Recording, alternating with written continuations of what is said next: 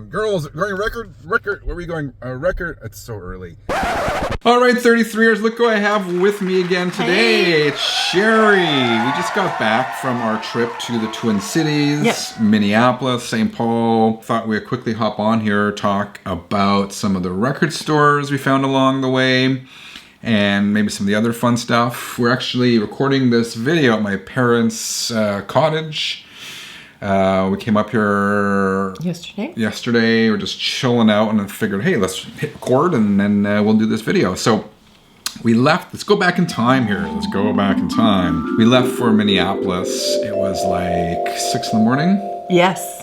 Yeah, 6. And according to my GPS in the vehicle, it was 7-ish hour drive, 7.5 hours, something like that. But it took us... Probably took us closer to 10 hours because we stopped at the border. Yeah, we had gas station stops. There was a rest stop. Girls wanted to see what was in every single gas station between here and Minneapolis. And the traffic going into Minneapolis was crazy. I thought I was being smart because we left on a Sunday. I thought, well, Sunday's perfect. The roads are going to be dead. But that wasn't the case. No, everybody was coming back from the lake.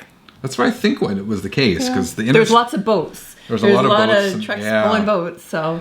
And traffic going into Minneapolis stopped. It was like at a standstill. I think the last 20 miles took an hour. Yeah, it was a crawl. But we finally got in. We got a hotel close to Mall of America. Yeah, we stayed at the Holiday Inn Express, which was really impressive. It was a block away. Really good price and amazing breakfast. Yeah. First day, we were at the mall the first day. Yeah, we wanted to go and walk around. And I don't know, what were some of your highlights at the largest mall in North America? I think my highlight from the first day was when we went into the amusement park, and our youngest daughter is a massive SpongeBob fan, and they're celebrating the 25th SpongeBob years right now, and she was blown away. A lot of stuff was rebranded for SpongeBob. Yeah. I don't know why. I figured the largest mall in America, they would have a record store, because I know West Edmonton Mall, the sister mall to Mall of America in Edmonton, where we used to live, there's a big HMV and there's record buying options at a few places. Yeah, but there was no real record buying options at Mall of America. There was closest I found was the Barnes and Noble store. Yeah. And every time we're in the U.S., I just pop into Barnes and Noble to see what's going on. I've noticed over the years the selection of records at Barnes and Noble has shrunk as the record prices have increased. So it used to be like that whole section of Barnes & Noble dedicated to records, and now it's kind of like a few displays in the middle of the store. And I mean, there was nothing there. I mean, if I want to get new records, I'll go on Amazon or whatever. It was interesting to check out. Yeah, well, you had better options too in Minneapolis than Barnes & Noble. So. Yeah, so that's a good segue. The first record store we checked out was Electric Fetus. It was, yeah. And I had never been to the Fetus. I think they call it the Fetus. I had never been to the Fetus, but it's been around since like 1970 or something like that. And what I knew about it was that, or the urban legend went that it was Prince's favorite record store. And he would pop in once in a while because Prince was from Minneapolis. He lived in Toronto for a while. I didn't know that. I didn't know that either. He lived in Toronto for a while. But he was from Minneapolis. That's where Paisley Park is. I actually looked into taking us to Paisley Park. They offer tours. But the price for 4 people would have been like $400 or something like that. So I know the kids aren't really into Prince. I wasn't going to pop that kind of cash down. But what were your thoughts on the Fetus? I really liked it. They had... we went in one of the doors that didn't really have a lot of records. They had pins and fridge magnets and notebooks and wallets, stuff like that. I really liked it. The girls looked around for quite a while, and I kind of thought, I thought this was a record store. But then looking up and going further, it was like on the other half of the store, but it was still, there was a lot of selection. I didn't find, I don't think, because usually I go in and I look for Texas or Annie Lennox or the Cranberries just to see. I don't necessarily buy them, but I just kind of pop in to see what they've got there. And they didn't really have any of that, but they did have a good Kiss setup and a good Kiss collection. Did they? I can't remember the Kiss section. Well, okay. Or no, sorry, not Kiss. Sorry, we're on Prince now. Sorry, Prince. Prince, they had a good Prince selection. You got We're not going to say what I got till the end of the video. Okay. You got to watch the end to see what I got. But they also had on the end of one of the aisles, they had a bunch of discounted stuff, like some of his big box sets had like huge discounted prices. I thought it was cool. Again, like a lot of record stores nowadays, big record stores, I find that the selection is focused largely on new vinyl, which I think was kind of the case here. But there's some new stuff too. It's cool. It was cool. I had a few things in my hand, and I'm very particular with what I buy now, so I put a lot back. But I did get one record. I'll show you at the end of the video. So after that, we had a little bit of time because we were going to go on a boat cruise down the Mississippi. And it was coming up in, I think we had like an hour and a half to kill. So we went to the Fetus, and then we went to Chapo Records. And by that point, Ellie, our oldest daughter, was not feeling well. Yeah, she was not feeling well, so she stayed in the car, and I just stayed in the car with her because, you know, you're in a city where you don't have your bearings, and yeah. So I stayed with her to make sure that she was okay. And I was under some time pressure because we had to get to the boat. So we popped into Chapo, me and Quinn, our youngest daughter, but we only had like 15 minutes in there, which is not a lot of time because this store, I'll show you images on the screen here. This store was huge. It's like, I wish I could have gone into those. The footprint was probably one of the largest true record stores I had been into probably in a long time. This place was giant. They have 2 or 3 locations. Yeah. It's huge. And around the sides, they kind of had t-shirts and movie posters and DVDs. In the middle, they had records. Like, I don't know how many records they had here, Sherry. Like tens of thousands of records. Like, the selection was bananas. It was really cool. And I talked to the owner as well, too. He's like, Channel 33. And I, yes. And I just said, I went, shook his hand and talked to him for a second. And I said, great store you have here, man. And he said, yeah, I got like 2 or 3 locations. So I don't think I did that store justice just because I did not have a lot of time because we had the time tickets to the boat cruise coming up. Yeah, and I think you're probably feeling a little bit pressured with a daughter who's under the weather. Like she was feeling fairly nauseous, and I mean, we're about to step onto a boat, so we were trying to make sure that she was feeling okay enough to get onto the boat. So I did not do Chapo Records justice, so dear Mr. Chapo Records, I apologize, but next time we're in Minneapolis, which hopefully will be in the next couple of years, I want to dedicate more time to checking out that store because there was a ton of stuff. After the cruise, we did hit one more record store, and this one I was excited about. It was Roadrunner Records, and I'm going to quickly throw to a clip of me getting ready to go to Roadrunner Records. We've stopped in at a couple record stores, which I have shown you. I just got Ellie some Gatorade. It's a hot day. This one place I saw in Google, Roadrunner Records.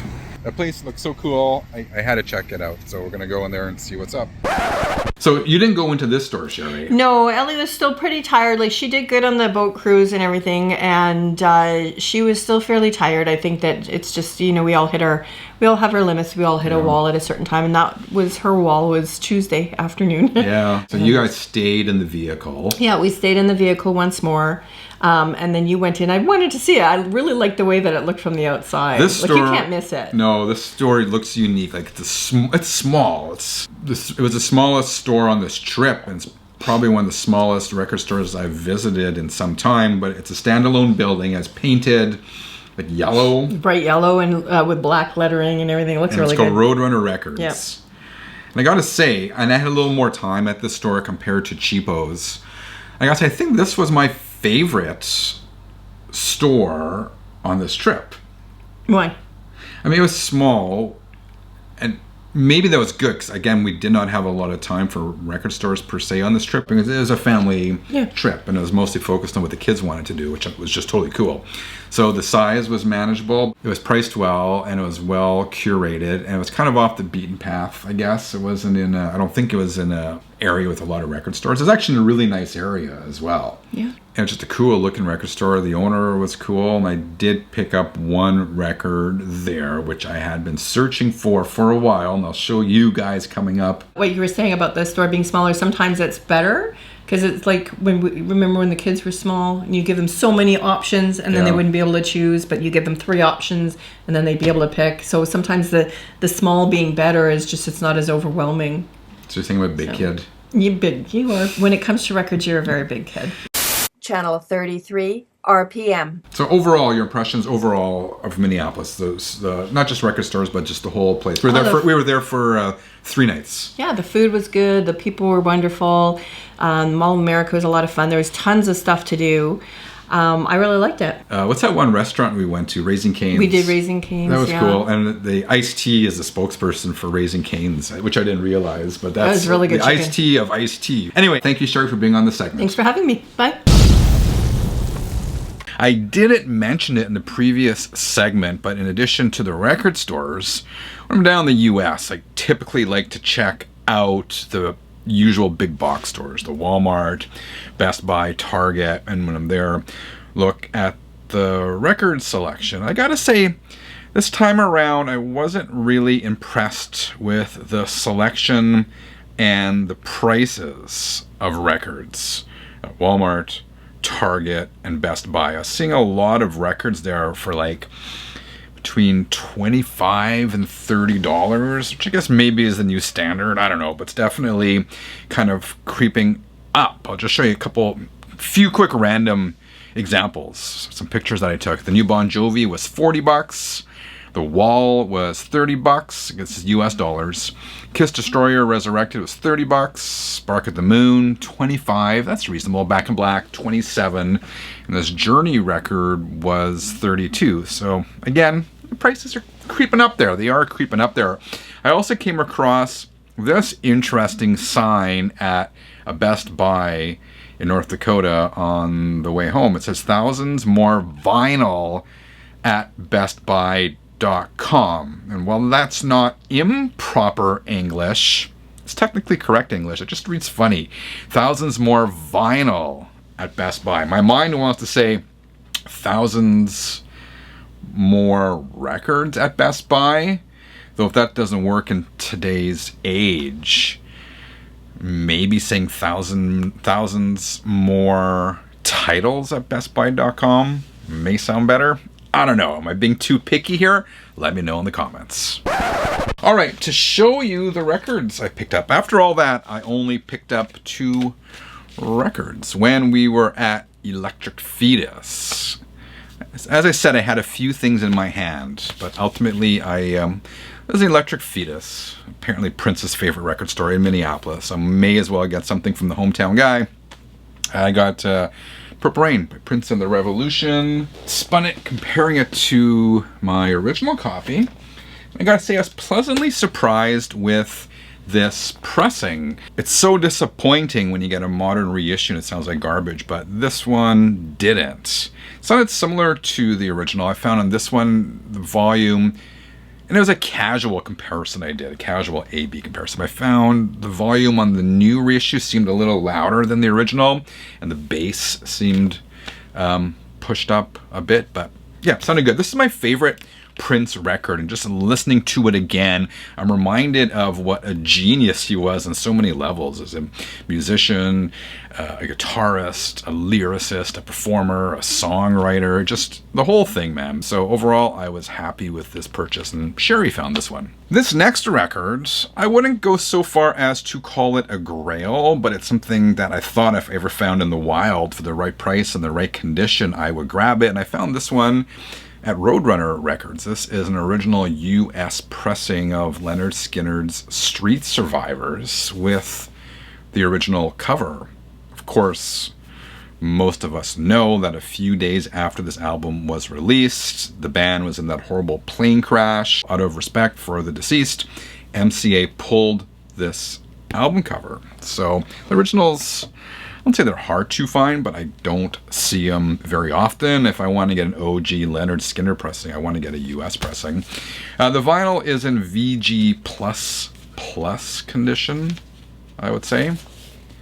No surface noise or anything like that. But check this out. It comes with all the original stuff as well, which made this completely worthwhile. It's $35 US. Comes with the original MCA inner sleeve. See the record label there. Comes with the original order form. You can order a t-shirt for $6, a pendant for $5, a booklet for $3. And on the back, it has a survey you can take, talking about the Leonard Skinner albums you own, talking about where you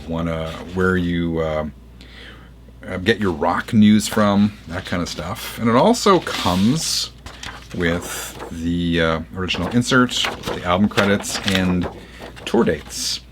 And the band was in that plane crash on October 20th, 1977. And you can see the tour dates here. So that was just after they played in Greenville, South Carolina, and just before they played in Baton Rouge, Louisiana. So it's right there. So all in all, a very cool find. I was happy to finally get this version of Street Survivors. All right, 33ers, let me know what you thought of today's video in the comments below. If you want to support this channel, check out the Channel 33 RPM store. Thank you for watching. I'll see you again really soon. Till then, keep on spinning.